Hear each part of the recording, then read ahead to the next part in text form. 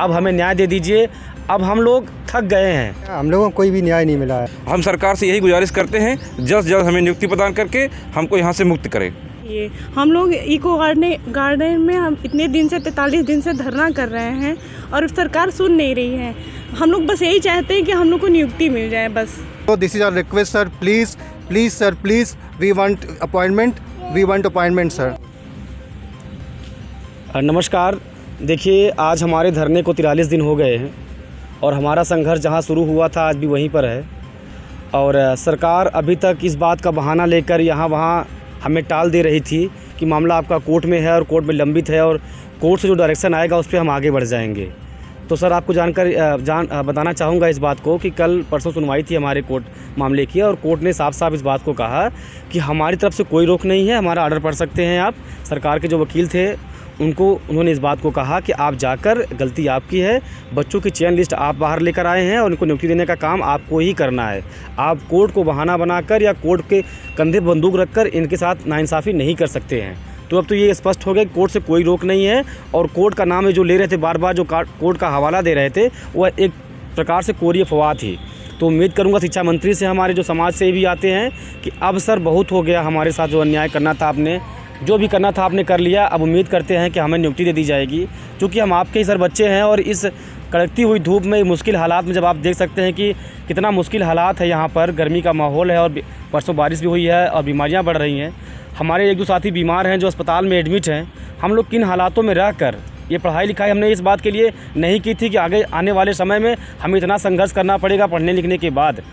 पढ़ाई लिखाई क्वालिफाई किया, सारे मानक आपके क्वालिफाई किया, चयन लिस्ट में नाम आ जाने के बाद 4 महीने हो गए, अभी तक चुनाव का बहाना था, कोर्ट का बहाना था, चुनाव बीत गया, कोर्ट डायरेक्शन आ गया कि आप बच्चों की नियुक्ति कर सकते हैं। सर अब किस बात की देरी, अब हमें न्याय दे दीजिए, अब हम लोग थक गए हैं।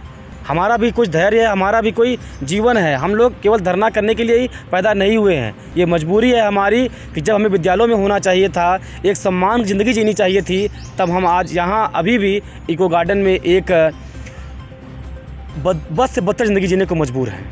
हम लोगों को कोई भी न्याय नहीं मिला है। हम लोगों को यही बात है कि हम लोग ओबीसी एससी समाज से आते हैं, इसकी सज़ा मिल रही है। अगर ये हम लोग जनरल समाज से होते, आज हम लोगों को नियुक्ति मिलकर किसी कॉलेज में पढ़ाते होते। 40 से 45 दिन हो गया है और धरना दे रहे हैं। अगर आज हम लोग ओबीसी एससी समाज से ना होकर जनरल वर्ग के होते तो अब तक ये सरकार हम लोग को घर बुला के नौकरी दी होती। लेकिन आज हम लोग यहाँ बैठे हैं और हम लोग को इतनी धूप में कोई देखने तक नहीं आया कि ये लोग कैसे क्या कर रहे हैं, कैसे धरना दे रहे हैं और क्यों दे रहे हैं। हम सरकार से यही गुजारिश करते हैं जल्द से जल्द हमें नियुक्ति प्रदान करके हमको यहाँ से मुक्त करें। ये हम लोग इको गार्डन में हम इतने दिन से 43 दिन से धरना कर रहे हैं और सरकार सुन नहीं रही है। हम लोग बस यही चाहते हैं कि हम लोग को नियुक्ति मिल जाए बस। This is a request from my side that we are eligible candidates and we have been facing this tough very condition for the last 2 years, and I want to know that what is the fault of ours. We are eligible candidates and we are struggling for having appointment. So this is my last request from for the Chief Minister and for the Education Minister that as soon as possible, sir, please give us appointment so that we should provide our total contribution for the education system of Uttar Pradesh. So this is our request, sir. Please sir, please, we want appointment, sir.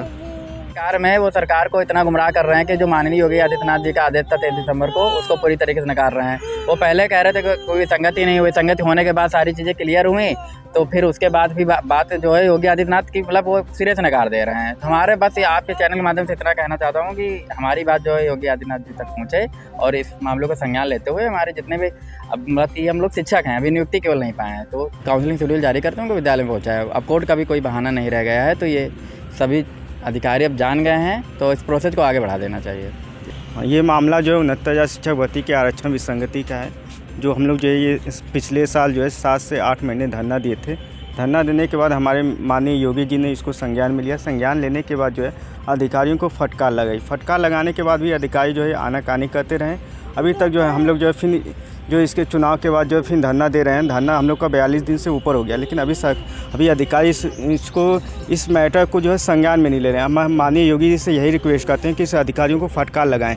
जितना ये अधिकारी इतने लापरवाही कर रहे हैं कि court में कोई मैटर नहीं है, ये कोर्ट का बहाना ले रहे हैं कि स्टे है, लेकिन अभी भी ये अधिकारी जो है इस चीज़ को बहाना लेकर हम लोग को जो है मामले को टाल रहे हैं। हम माननीय योगी जी से यही रिक्वेस्ट करते हैं कि जो है अभी परसों का जो है ऑर्डर जज ने ये कहा है कि हमने इस भर्ती पे कोई स्टे नहीं लिया है, तब भी ये जो मामले को जो है अभी जो 2 से 3 दिन हो गया है, लेकिन अभी तक हमें मामले को अभी सुना नहीं गया है।